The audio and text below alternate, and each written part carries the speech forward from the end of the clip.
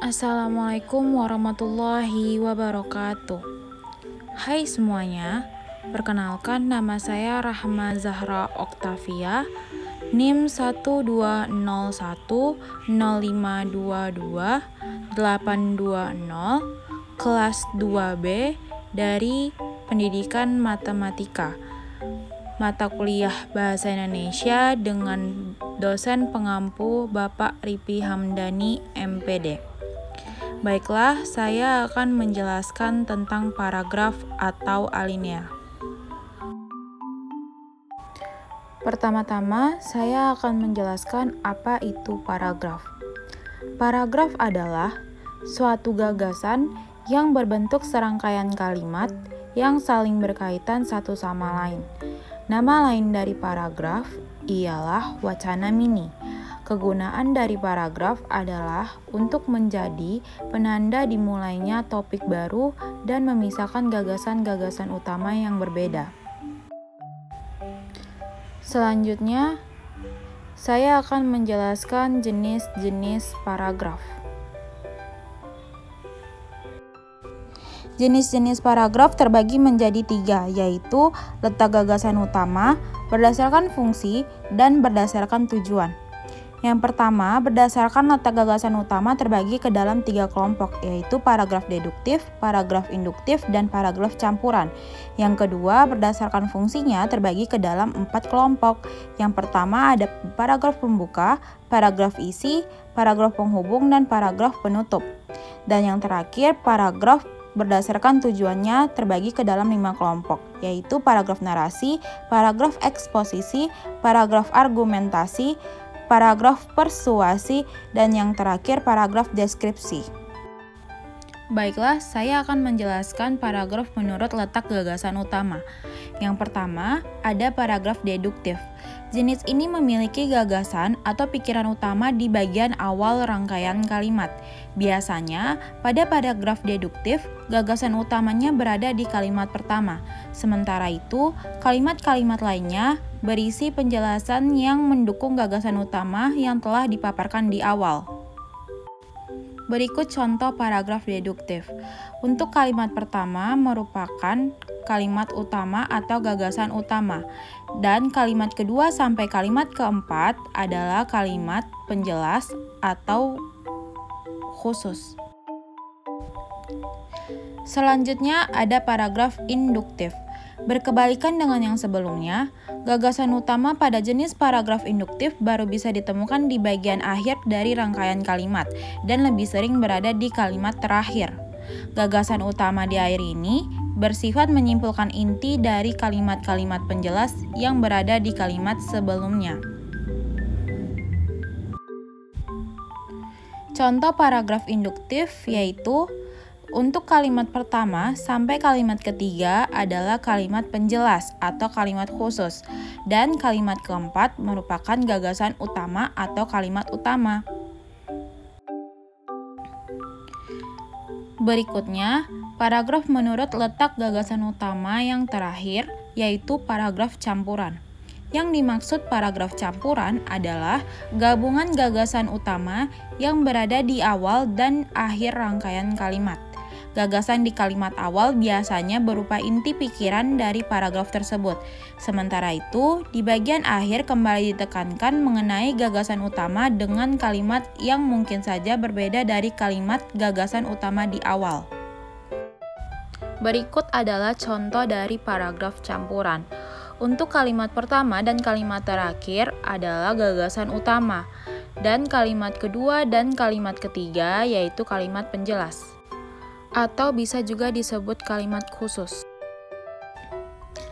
Selanjutnya, saya akan menjelaskan paragraf menurut fungsi. Yang pertama ada paragraf pembuka.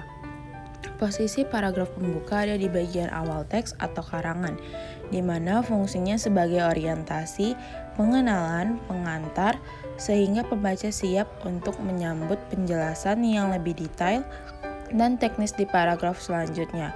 Biasanya, paragraf pembuka dibuat semenarik dan mengundang rasa penasaran pembaca sehingga punya selera untuk membaca teks lebih lanjut. Selanjutnya ada paragraf isi. Paragraf ini tampil setelah paragraf pembuka, di mana di dalamnya terdapat serangkaian ide pokok yang menjelaskan teks secara keseluruhan. Pada paragraf ini, biasanya terdapat sejumlah penjelasan teknis, uraian, contoh, kasus, serta materi lainnya yang bertujuan memahamkan pembaca terhadap pesan yang ingin disampaikan. Selanjutnya ada paragraf penghubung. Sebagaimana namanya, paragraf ini berada di antara paragraf isi yang mungkin terdiri dari beberapa paragraf. Adapun fungsi dari paragraf penghubung yakni menghubungkan setiap paragraf sehingga menjadi suatu kesatuan yang utuh. Ia semacam tali yang membantu pembaca agar tidak buyar konsentrasinya ketika membaca rangkaian paragraf isi yang terpapar panjang lebar.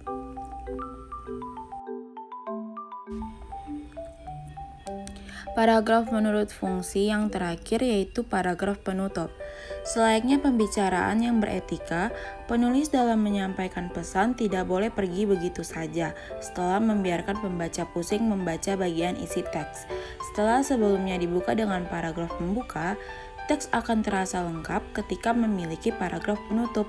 Paragraf penutup biasanya berisi ringkasan, kesimpulan, penegasan, hingga saran, sehingga membantu pembaca memahami teks secara keseluruhan. Selanjutnya, paragraf menurut tujuannya. Yang pertama ada paragraf narasi. Isi dari jenis paragraf ini bersifat menceritakan suatu hal secara kronologis. Untuk yang bersifat naratif, tiap kalimatnya disusun secara runtut sehingga memudahkan pembaca membayangkan kejadian atau peristiwa yang tengah diceritakan. Karena sifatnya yang bercerita, pembaca akan menemukan sudut pandang dalam kalimat-kalimat di paragraf tersebut. Jenis ini biasanya dijumpai pada cerpen, novel, ataupun prosa bebas lainnya.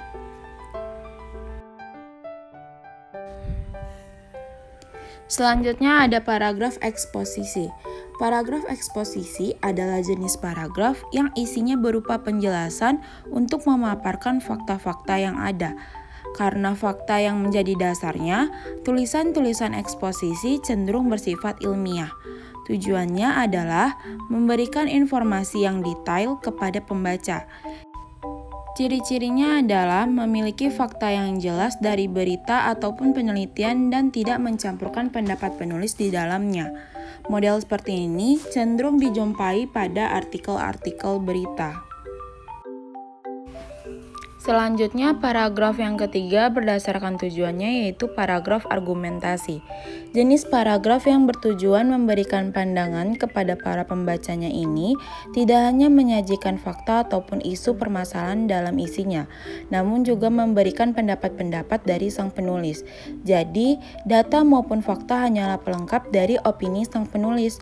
Pada jenis paragraf argumentasi akan dijumpai kesimpulan dari rentetan pendapat penulis di dalam rangkaian kalimat tersebut. Kesimpulan tersebut cenderung diletakkan di akhir paragraf. Selanjutnya ada paragraf deskripsi. Jenis paragraf yang satu ini bertujuan membuat pembaca dapat merasakan ataupun membayangkan hal yang dideskripsikan secara jelas dan nyata. Seolah-olah pembaca dapat melihat, mendengar, atau mencecap objek yang dijelaskan tersebut. Karena itulah isinya merupakan gambaran lengkap dari sebuah objek yang disusun dalam kalimat-kalimat. Paragraf terakhir menurut tujuannya yaitu paragraf persuasi. Hampir sama dengan paragraf argumentasi, paragraf persuasi biasanya menampilkan pendapat-pendapat dari sang penulis terhadap suatu berita atau isu tertentu. Perbedaannya, kalimat-kalimat yang isinya bertujuan mempengaruhi pembaca ini cenderung mengandung kata-kata ajakan atau imbauan seperti ayo dan mari. Kata dan gaya bahasa yang digunakan pun dipilih yang semenarik mungkin untuk semakin meyakinkan pembaca atas ajakan tersebut. Selanjutnya, saya akan menjelaskan tentang pola pengembangan paragraf.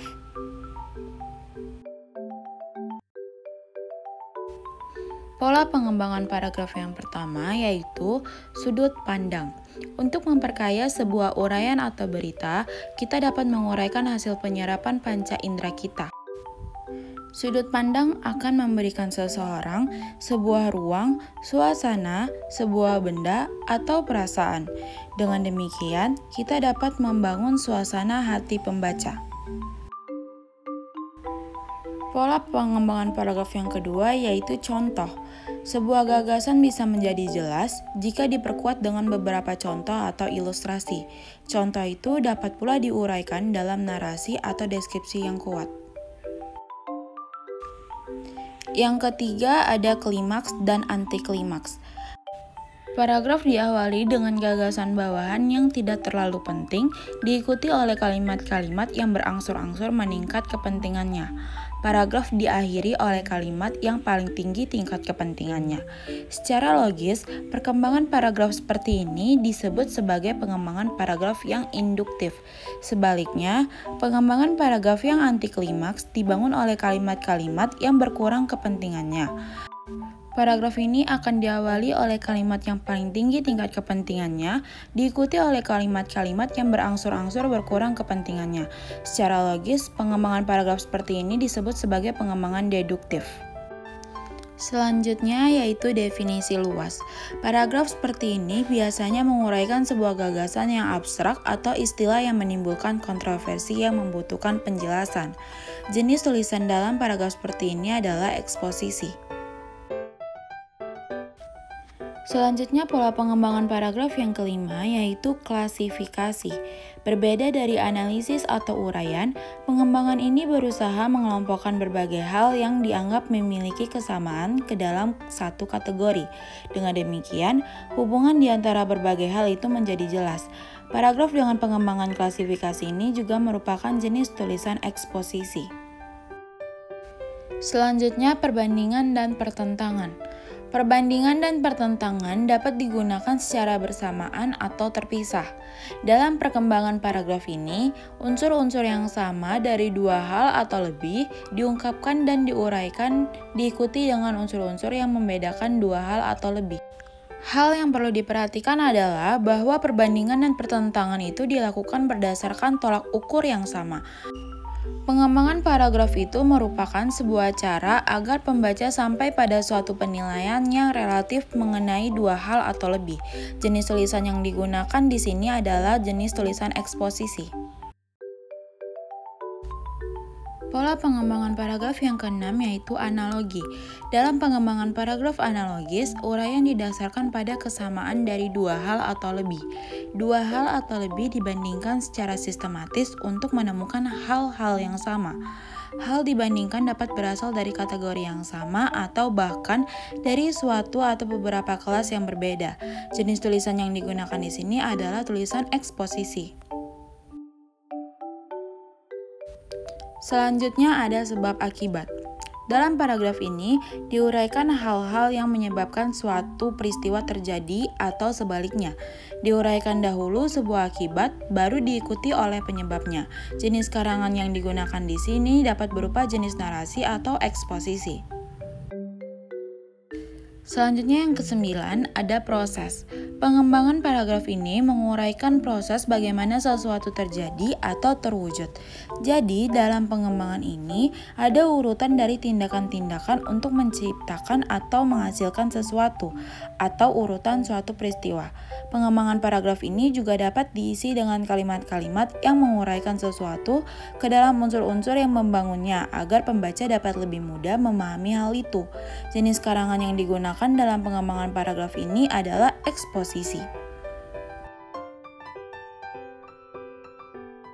Selanjutnya pola pengembangan paragraf yang terakhir yaitu umum khusus dan khusus umum. Kedua cara pengembangan paragraf ini merupakan cara paling umum digunakan.